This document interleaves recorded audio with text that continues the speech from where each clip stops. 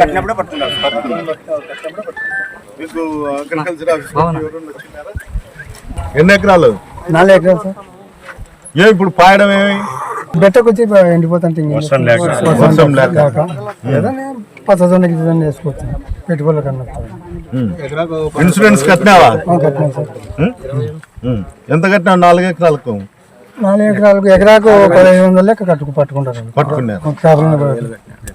ఇంతకు ముందు గవర్నమెంట్ లో డబ్బులు కడతాను ఇన్సూరెన్స్ కు?